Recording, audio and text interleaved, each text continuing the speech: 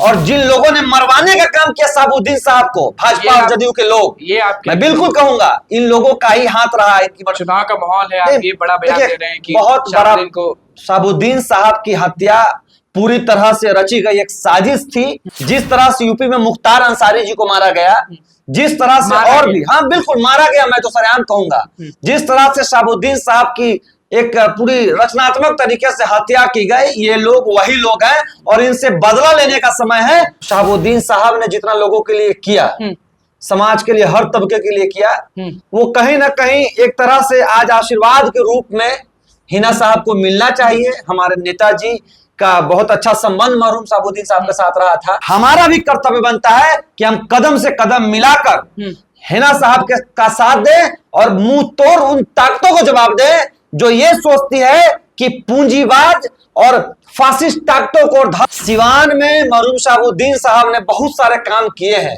जिस तरह से कॉलेजों में समय पे पढ़ाई होना, डॉक्टरों का फीस ना लेना, कहीं ना कहीं सिवान में याद है आपको वो सब कि डॉक्टरों से फीस नहीं लेने हम लोग आज सिवान को अपनी बेटी, अपनी बहू को जिताकर सदन में भेजने की जरूरत है, जहां वो सिवान की आवाज बनकर गूंजे, दहाड़े और सिवान को फिर से चकाचौंध करके सिवान को स्वर्ग बना दे।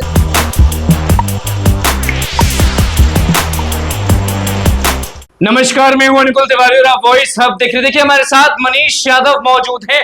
पप्पू यादव ने सीधे कह दिया है कि मनीष यादव सिवान पहुंचेंगे और हिना साहब को जीत हासिल कराएंगे।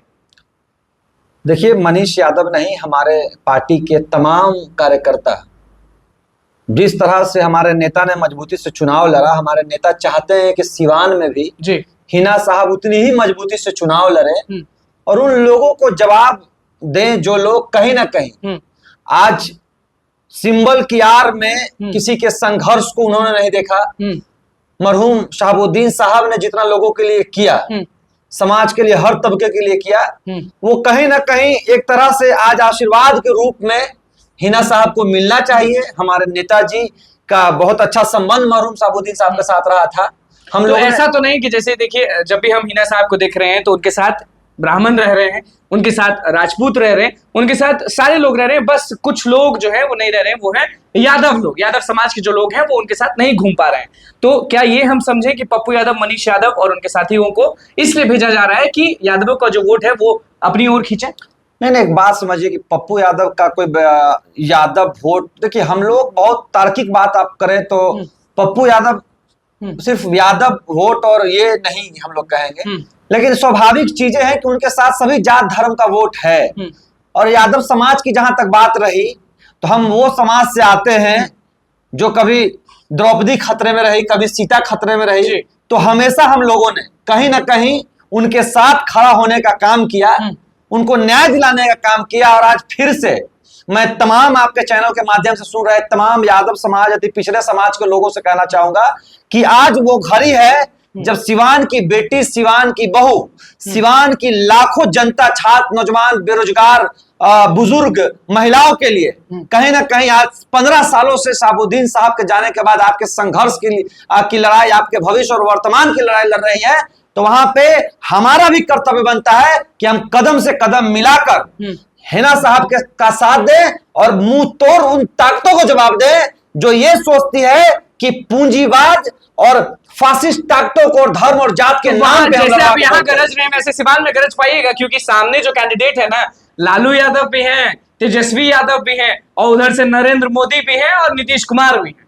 तो यहाँ जितना गरज रहे हैं वहां सिवान में भी गरजिएगा कि बोली कम हो जाएगा। आपको पूर्णिया का चुनाव लगता है आपके आंखों से ओझल हो चुका है? नहीं, बिल्कुल नहीं हुआ है, क्योंकि वहां तो बहुत सारे लोग नेगेटिव सोच रहे थे कि पप्पू यादव का करे, लेकिन एक लफ्ज जो है वो ये नहीं बोला कि हम उनको वोट नहीं देंगे। सारे लोग पप्पू यादव कर रहे थे। पूर्णिया चुनाव जैसा ही हाल सिवान में रहेगा, जिस तरह से, जी बिल्कुल, जिस तरह से जात, धर्म, वर्ग से ऊपर उठकर पूर्णिया की जनता ने पप्पू यादव को दल से ऊपर रखकर चुना था काम पर, उसी तरह से सिवान में मरहूम शहाबुद्दीन साहब ने बहुत सारे काम किए हैं। जिस तरह से कॉलेजों में समय पे पढ़ाई होना, डॉक्टरों का फीस ना लेना, कहीं ना कहीं सिवान में अच्छा, याद है आपको वो सब कि डॉक्टरों से फीस नहीं लेने हम वाला? लोग उस समय स्कूल में पढ़ते थे और हम सुनते थे कि सिवान में डॉक्टरों पे किस तरह से लगाम लगाया जाता था, सिवान में किस तरह से कॉलेजों में कदाचार मुक्त परीक्षाएं हुआ करती थी। तो कहीं ना कहीं सिवान को फिर से वो चाहिए, शिक्षा और स्वास्थ्य किसी भी राज्य का, किसी भी जिले का रीढ़ होता है, नींव होता है, और वो नींव आज खतरे में है, तो उसको बचाने का काम सिवान में फिर से। चलिए आपसे एक सवाल है कि बहुत सारे कैंडिडेट्स हैं वहां पे, आप ये बताइए कि हिना साहब अगर बनती हैं सांसद तो क्या फायदा हो जाएगा सिवान को? वो तो ऐसे भी मदद करती हैं, तो सांसद बन के क्या करेंगी ये देखिए, आज सड़क पे वो लड़ रही है, हाँ। वो कल सदन में लड़ेंगी। हाँ। सिवान की जो भी खस्ता हाल है, सिवान के सड़क की बात करें, सिवान चिकित्सालय की बात करें, सिवान के कॉलेजों और स्कूलों की बात करें, कहीं ना कहीं आज पूरी तरह से जो पिछले कई दशकों से वहां पे भाजपा और जदयू के कैंडिडेट जीतते आ रहे हैं, उन्होंने सिवान को बर्बाद करने का काम किया है।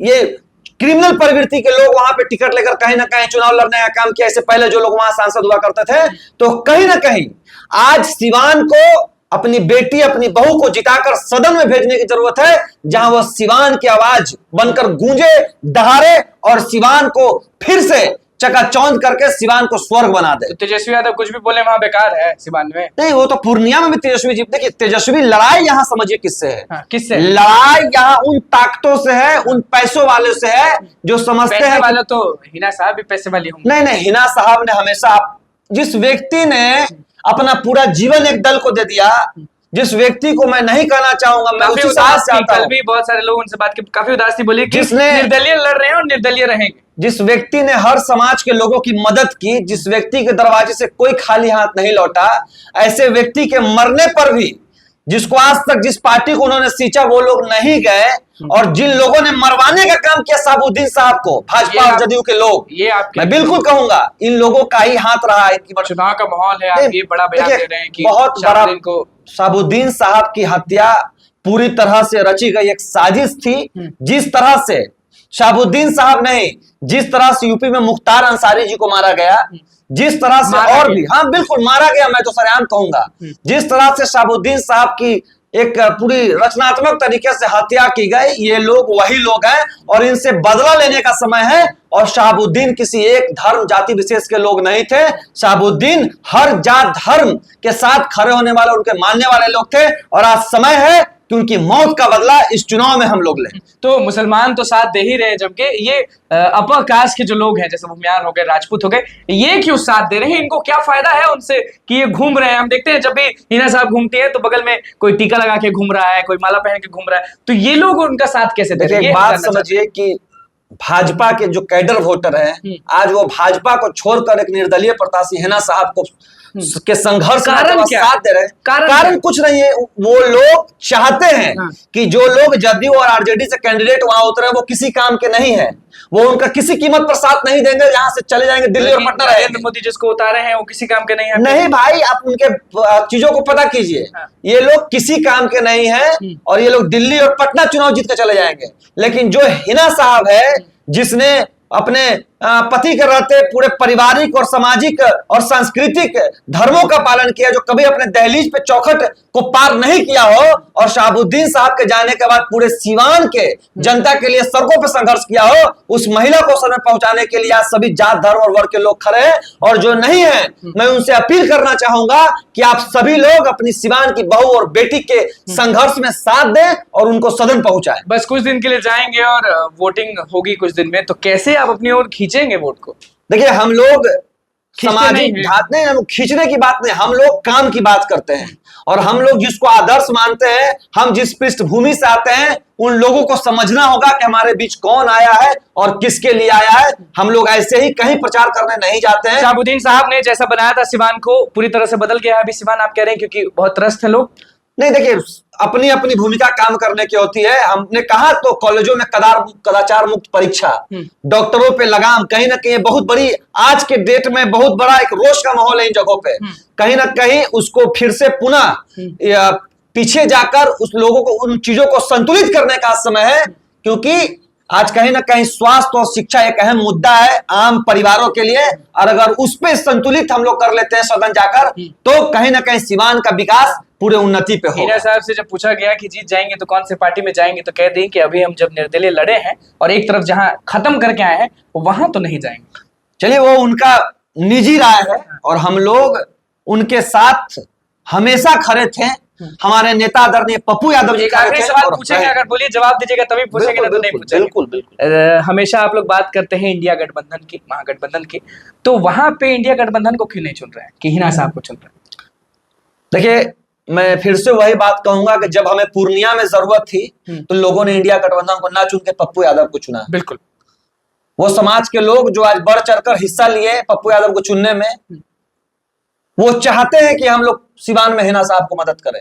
हमारे नेता चाहते हैं, हमारे कार्यकर्ता चाहते हैं, हम लोग सिवान में हिना साहब को मदद करेंगे और पूरी सीट पे बिहार में हम लोग इंडिया गठबंधन को और राहुल गांधी को प्रधानमंत्री बनाने के लिए, हम लोग उनके कंधे को मजबूत करने के लिए पूरे सीट पे हम लोग उनको मदद करेंगे, लेकिन सिवान छोड़कर। मोदी पहुंच रहे हैं बार बार, तो डर नहीं लग रहा? नहीं, मोदी जी का तो आप आज समझिए कि आज मोदी जी कहीं से गुजर रहे थे डाकबंगले चौराहा पे, मैं भी गलती से वहां पहुंच गया जाम में।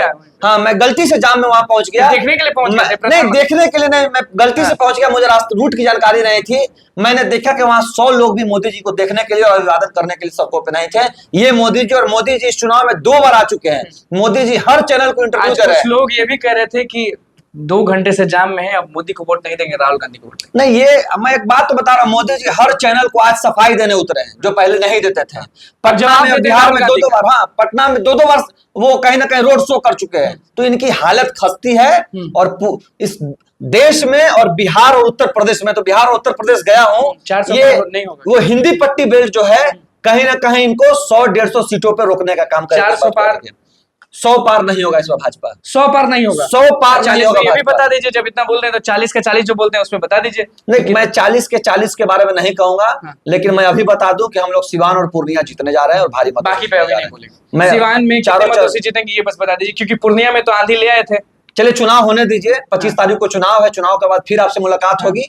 हम तमाम आपके माध्यम से सिवान के जनता, दर्शक, पिछड़ा वर्ग, अति पिछड़ा वर्ग, हर जात धर्म के वर्ग के लोगों से कहना चाहेंगे, सिवान की बहू और बेटी को चुनाव जितवाइए, हमारा ये निवेदन है। चलिए, मनीष यादव तो सिवान पहुंचेंगे, तो भैया मनीष यादव के पीछे पीछे हम लोग भी पहुंच जाएंगे देखने के लिए कि पप्पू यादव के जो खास नेता मनीष यादव है वो वहां करते क्या है। तो वहां देखना भी होगा और बताएंगे भी कि भैया कौन आगे कौन पीछे, क्योंकि हमारा काम दिखाना है। और सीधे बोल दिए कि हिना साहब जो है वो भारी मतों से जीतेंगे। और नरेंद्र मोदी जब पटना आ रहे हैं तो आज मिल भी लिए थे, मिले मतलब कि देख लिए थे, और साफ कह रहे हैं कि कोई उनको देखने के लिए नहीं खड़ा था, बस खड़ा था क्योंकि रोड है। तो बस हमारे चैनल को सब्सक्राइब करो, धन्यवाद।